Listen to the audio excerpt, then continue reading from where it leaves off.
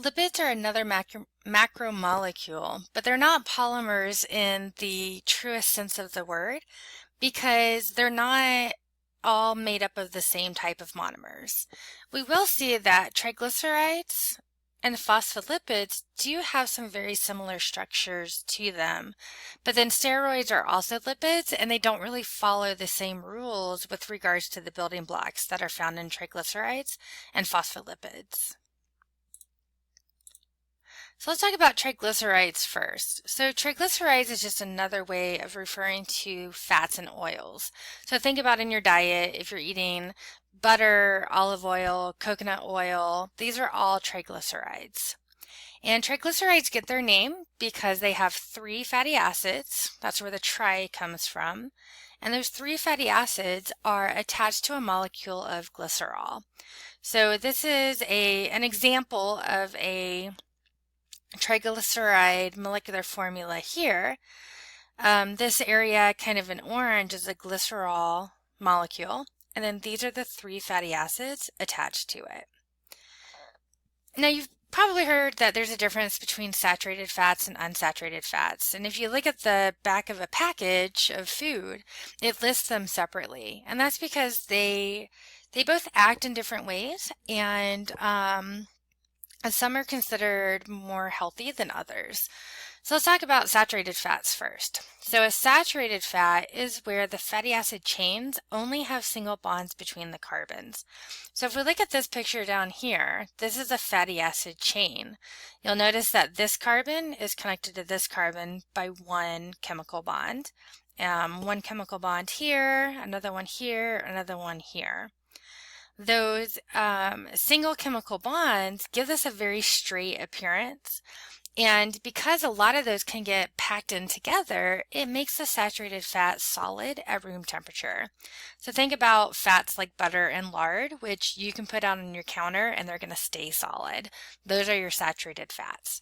And saturated fats are typically considered not as healthy for you. They are linked to problems with like heart attacks and strokes and stuff like that.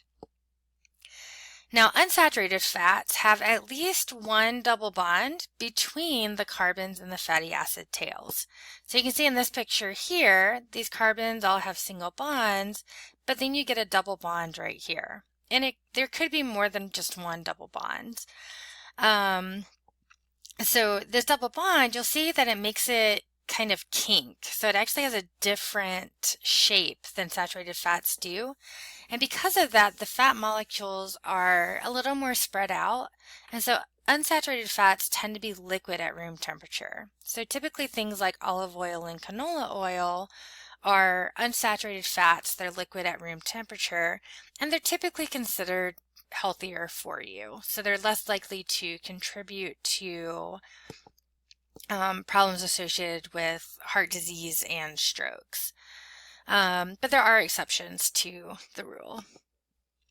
Now, the main functions of fats and oils are things like energy storage. So the fat that you store underneath your skin, your body can later go and tear down or break the bonds between the atoms in the molecule and release the energy stored in them.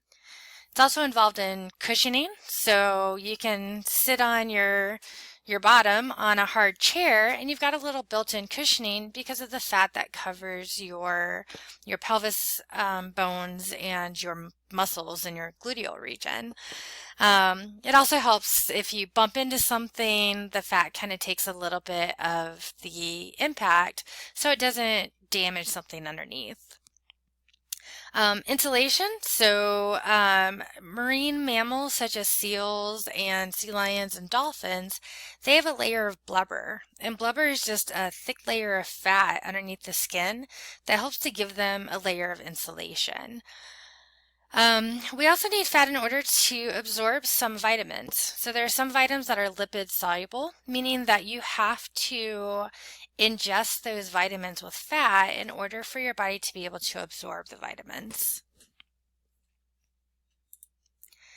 Another type of lipid are phospholipids, and you'll see if you ignore this part of it right here, you'll see that it also has a glycerol molecule and fatty acid chains attached to it.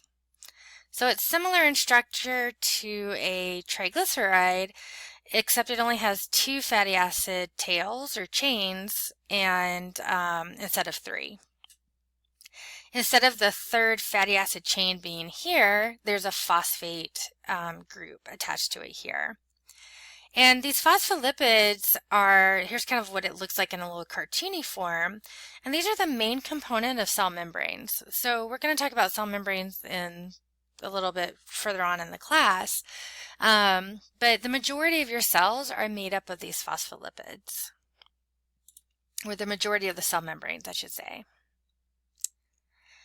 Another lipid are steroids, and steroids all have a kind of this common 4 rings of carbon molecules that are fused together.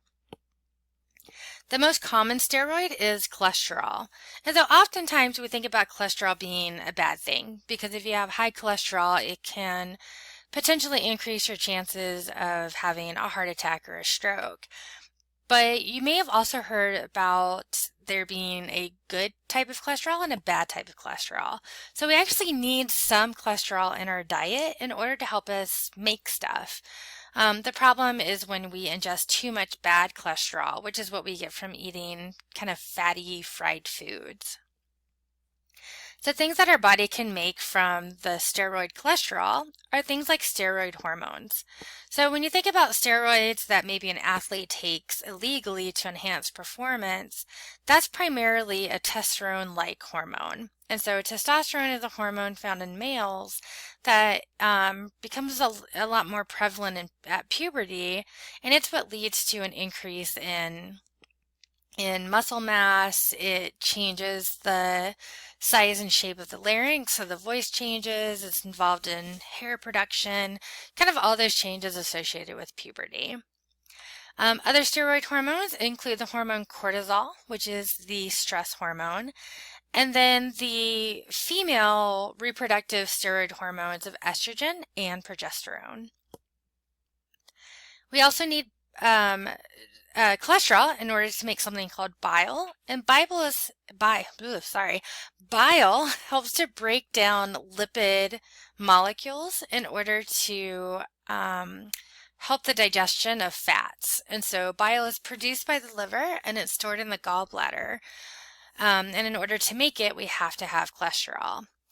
Also, the cell membrane has to have some cholesterol in order to help keep it kind of flexible and fluid.